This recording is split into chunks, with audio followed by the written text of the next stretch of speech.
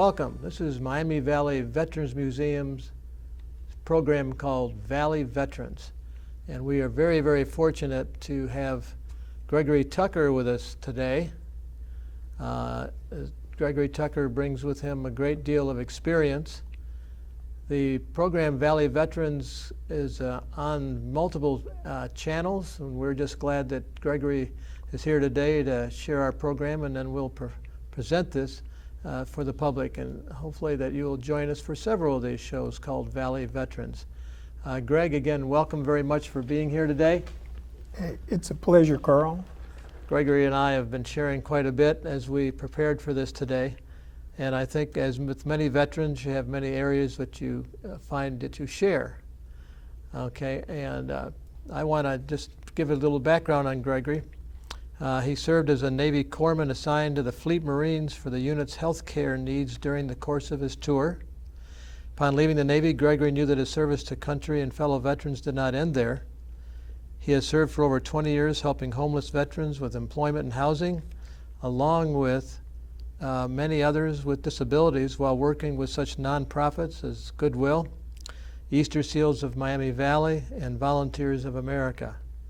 You get around. Gregory's new mission is to continue to share the VA story and help his fellow veterans with their health care by assisting in their enrollment in the Dayton VA Center. Gregory has been a guest of ours at the Miami Valley Veterans Museum during one of our coffees earlier this year. Our coffees are on the first Wednesday of every month. We have one coming up on July 7th. Which at this point in our taping may have already passed depending on when you're watching this, but we do invite you to visit YouTube and see the many programs we do for Valley Veterans.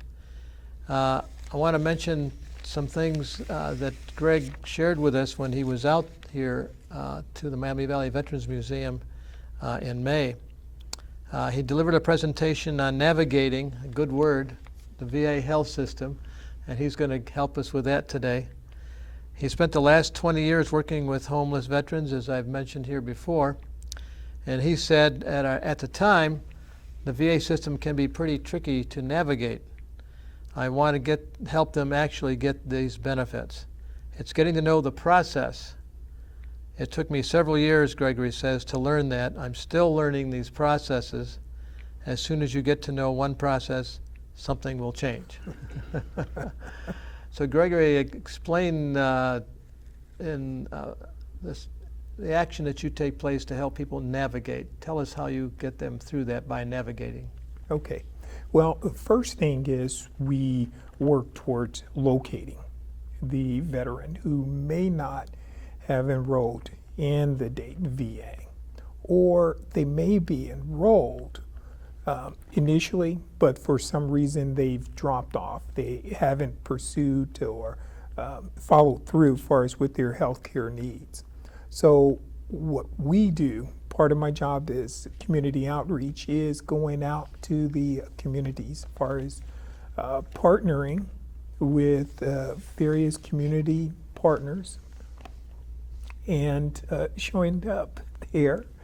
Such as with the Miami Valley Veterans Museum and other VSOs, in order to tell the VA story. And that is that we're there for you to help you. Now, there are 4 ways that a veteran can be enrolled for us in the Dayton VA. Now, a lot of times the veteran, you run across many veterans and they'll say, well, I'm a veteran, I should already be enrolled at the Dayton VA. Well, it doesn't work like that. Doesn't work quite that quickly and easily. No. You're not automatically enrolled at the Dayton VA once you come out. There's a process. And part of that process is first is filling out an application. Now, what we do is we share with them as far as the experience. These are some of the things that you can expect to do. First thing is you can either enroll in person by going to the Dayton VA. You want to go to the Eligibility and Enrollment Desk, at that desk. Formerly called the Maroon Desk. Formerly called the Maroon Famous Desk. for being called the Maroon Desk. Another landmark, if you go out there, it's right across from. It was right across from the Green Desk. The Green Desk. Yeah, I've been there too. Sir, all services in one place. Yes, and we have some professionals there that are more than eager and willing to help you through that process, and that is filling out. The first thing is filling out the form, making sure that you fit the criteria or that you're eligible for these benefits. Let me ask you a question on eligibility. Okay. I know veterans have served in multiple capacities. Yes. The technician for our program here, Ted Jones, who's in our control room at this moment and does the editing and does an incredible job with that. He was in the Coast Guard. I was in the Army. You were Navy. Yes. Of course, we have the Marines and we have the Air Force. And we have those that serve during what we want to call wartime. Others, maybe we want to call it Cold War time. Does that work into the eligibility to some extent of when you served? Yes, it does. Mm-hmm. Now, if you've served up until 1980, then after 1980, then it would be required that you serve 24 months. That's 2 years right there. So it does require to look at when did you actually serve. Mm-hmm. And if you met that criteria of active duty, now when I say the 24 months or the 2 years, that's the active duty component after September of 1980. Okay?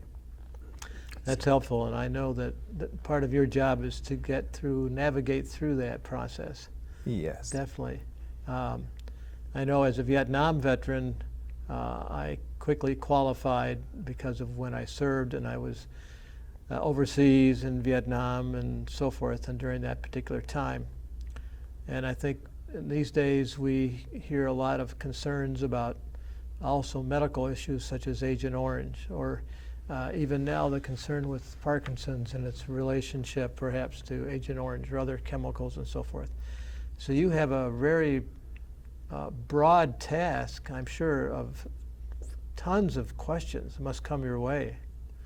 Yes, there are numerous questions concerning, because each consistently everything is constantly changing. We're constantly finding out new information.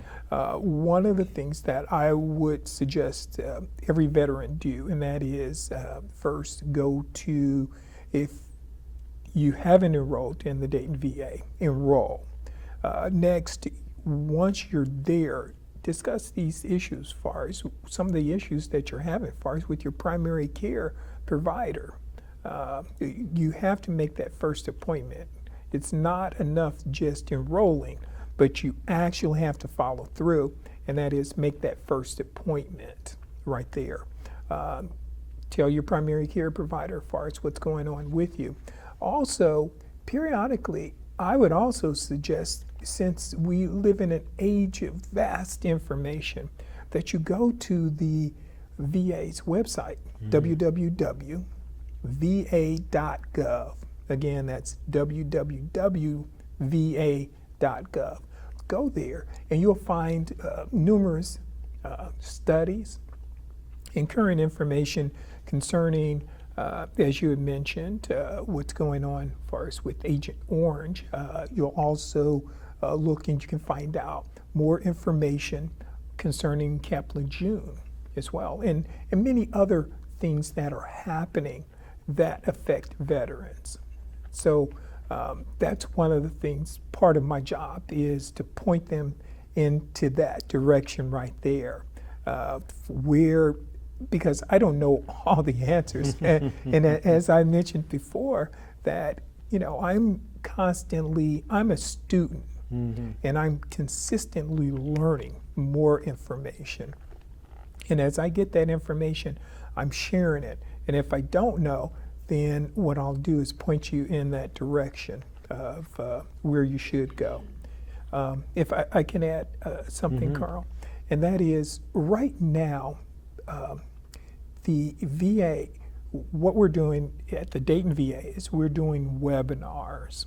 One example would be an event that, depending upon the time that the viewers may be looking at this, that we're doing a webinar, and it's regarding TRICARE and the VA. We are also doing webinars as far as on mobility, the eye clinics. So each one of these webinars taking place on a monthly basis is sharing information where you're actually able to ask questions with the subject matter expert, and that's the person that's providing those services to you. What my grandfather used to always say, get it straight from the horse's mouth, there. I've been looking over your multi-page, very thick, heavy resume, and you haven't lost any time. It seems like your career has been one of moving forward all the time, of different aspects of care towards others. I'll read this one excerpt here. Lead Advanced Medical Support Assistant, which you termed January 2017 to the present, and assigned to the PBS Ambulatory Care Services, supporting administrative clerical duties and supported implementation and sustainment of VHA outpatient. There's a lot of letters and acronyms and abbreviations, as there is with any government agency or educational agency, or even ours. Ours is the Miami Valley Veterans Museum, MVVM for short, and we always want to make sure we get that whole expression in the Miami Valley Veterans Museum. When I was first brought onto the board years and years ago, I had to distinguish not just Miami County, but Miami Valley Veterans Museum. And I'm an instructor at Edison Community College as well, Edison State. And when they say Carl DeSantis front and center, I'm thinking, am I going to be reporting to the Army or to the college? But there's so many acronyms and so forth, and right in this case here, the VISTA and the other ones that I've mentioned there too. Can you explain what those are? Okay. With that, in that particular position right there, I was working in scheduling. So scheduling is a key part. It's an important part as far as of the veterans service that they are provided at the Dayton VA, and that was ensuring that their appointments are set. And for instance, say if a veteran didn't follow or missed an appointment, usually what we do is we follow up with that veteran to ensure that, hey, they know about the appointment. When can we get you back in? So part of it's being a medical support assistant, and it was important to me because I feel that that's the first experience a veteran is going to have is with the MSA. That's the acronym. We go back to the acronym. That's Medical Support Assistant. Okay. And what we do is we ensure that your appointments are set, and at the same time, we're that face of the VA. When you first come in and you set your appointment, when you're checking in for your appointment, you're going to see an MSA. So it was important to me that, first of all, I shared with the veteran as far as how do I want to be treated. Good point. So the first thing is to let them know if you have any questions, that I can answer for you while I'm checking you in, let me know right here. I'm sure many have said, boy, where do you walk a mile in my shoes? And while you can't possibly walk that mile in individual shoes, you have the resources to provide help for those that are in that condition. Yes, and that's where we come to helping them navigate that system right there. Sounds good for a Navy guy to use the term navigate. I suppose if it was Air Force, we could apply the word as well, but it's a good term. I know my own experience is one of learning to navigate through the system and so forth. And I know the VA is ever improving and making that more more comfortable for the person who is not associated with it at all and finds it all overwhelming and so forth. So obviously the website has been extremely important. Yes. That personal contact. If an individual wanted from our program, and it'd be wonderful to contact you personally, can they do that? Yes, they can. And that telephone number is 937-268-6511. And my direct extension is 2159. Great. And I think we'll have the opportunity to show that visually as well as we produce the final actual production or phase of this particular program. Tell me a little bit about, and I think we all relate to this, you're a family man. Yes. Okay? And you told me earlier a little bit about your daughter. You've had numerous opportunities to serve people throughout the Miami Valley here for some time in various capacities. What kind of impression has that made along of your child, her name is? It's Shauna. Shauna. Yes. Yeah. Because I think so important it is for young people to be aware of what their parents might be dealing with, or might be aware of what services are out there. Obviously, now she's an adult, I assume, at this point. Yes, she is. Yeah, so I know my children, too, are older. And for them to know what Dad is experiencing and so forth, and care that he can get and so forth, is to some degree important. So forth. So do you bring young people into this? Yes, I do. Mm-hmm. And what I do with young people, because I've worked with young veterans also. Mm-hmm. And with my daughter, as far as when she was growing up, she saw everything that I did. And in some cases, she also went to work with me. One of the things that she tended to see, and that was that, okay, why is he doing this right here? Mm-hmm. And I would explain to her the purpose of service. And that is, service is when you're serving others beyond just looking at, okay, what am I going to get in return, mm-hmm. as far as for that.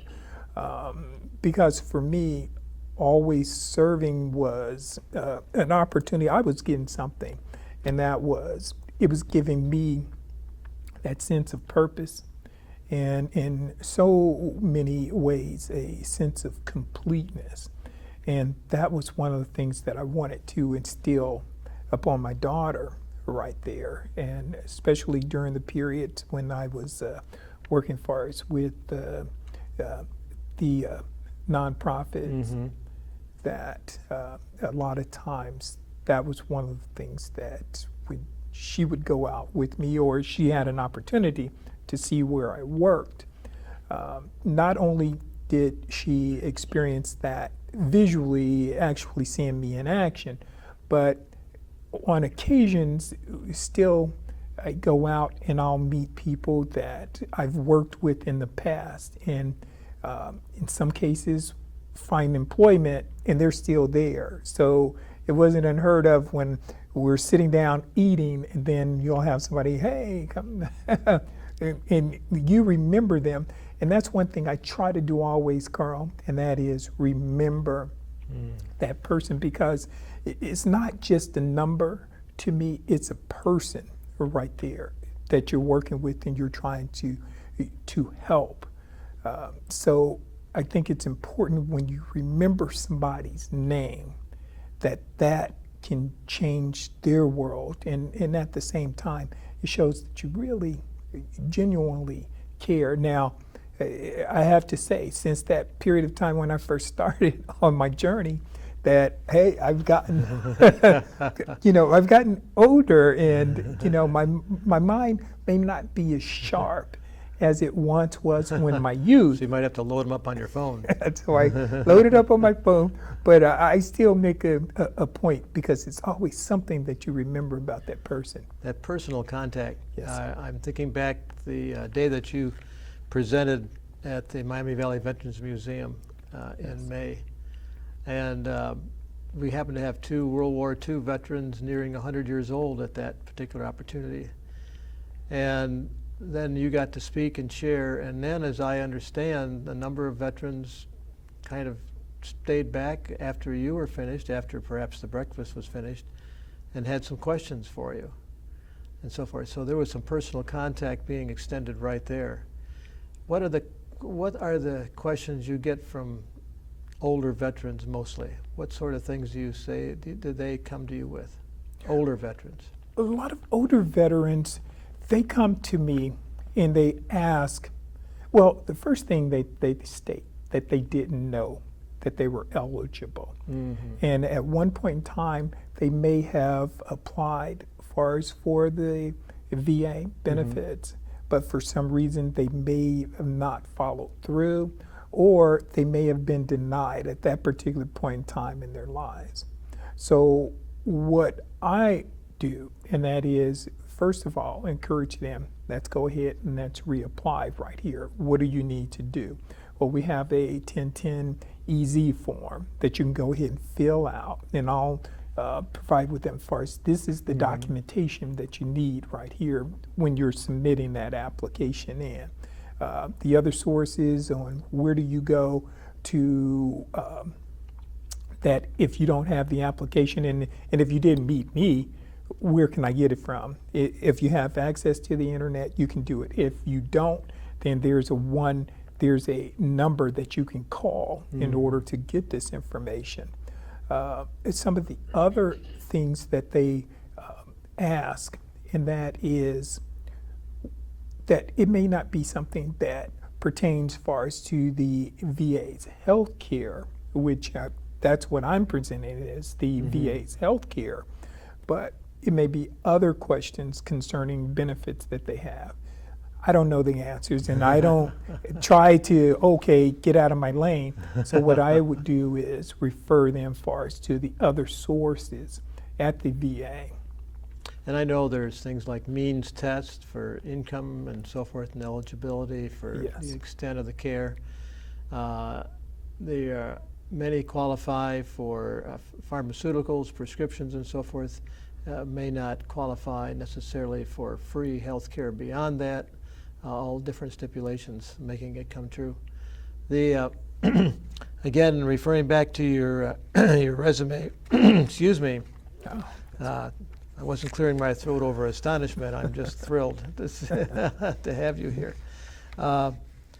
Your many years of experience of helping people seems to not just come from being trained, not from being appointed, not from being elevated, but I realize that there's a great deal of your joy in serving others that comes through this. Where do you think that came from?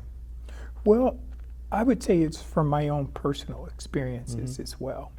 My father, he was a veteran, a Korean War veteran, and during the point in his life, he never utilized the VA as far as the health care or any of the benefits. And as I gotten older, I began to discover that he didn't know. And when you don't know, you don't know. And that was the case there. The latter part of his life, he developed a serious bone cancer. And during that time, we went through a lot of different issues, he and my mom, the whole family. During that time, we didn't think about the VA. As far Same as thing that, in my family. so upon his passing, that was something that I found out that, hey, the VA was there. Now, could they have reversed the cancer? I don't think it's going to be a miracle, but at the same time, it was health care for him, and we didn't know about it. There may have been ways that we could have helped him, again, navigate that period of time as far as with his health care or that particular crisis in our lives. So with that said, Carl, the reason I'm passionate in helping others is from my own personal experiences. And I felt that, well, if I would have knew somebody that could have helped us during that time, that would have made a world of difference right there. Just having somebody to talk to or having more information. So I feel that each storm that you go through, that it's an opportunity of learning something and sharing something for us with the next person. So that way, if somebody else is going through that storm, that, you know, we're all put here for a purpose. And that was one of those things I've learned. And that was an opportunity presents itself for us as as an opportunity for us to help others right there. Well, I think the third word or so out of your mouth when you just explained that was the word passion. And I know without the passion, you can't do this. When you got to get up in the morning, in fact, the passion comes through very clearly. As we come to a conclusion in our Valley Veterans Program with Gregory Tucker here and visiting with us, I want to remind everybody that this is a production of the Miami Valley Veterans Museum, and we're located out in Troy, 2245 South County Road 25A. And we are in the process yet of renovation, which goes on daily. Collections are still accepted, certainly. Donations, several different programs. We have a website, certainly you can visit. Facebook, see us on Facebook. This program on YouTube, plus Channel 991 from Spectrum, and local public access stations showing this program, of which there are many episodes from many times. Greg, as we finish up here and the enjoyment I've had getting to know you both at the coffee briefly, I think the other guys surrounded you there almost like a huddle, and then of course today. I just like to thank you for what you do, the passion for what you have to do, and on a daily basis, maybe 7 days a week sometimes. And I'd like you to feel welcome to continue to participate with us as well. We have so many different contacts now of personnel in different areas of the VA, veterans organizations, services, and so forth. And I know from personal experience, my non-VA medical personnel seem to work very well in conjunction with the VA. So I want everybody to know that there's a good cooperation in many cases between the civilian and the VA. So Gregory Tucker, it's been a joy to have you here, and I'm certainly the people have been clarified. It's been clarified for them where they should go, website or directly, or give you a call. Yes. We'll see if that phone lights up. Okay. So again, Gregory, thank you very much for being on Valley Veterans. And thank you, Carl.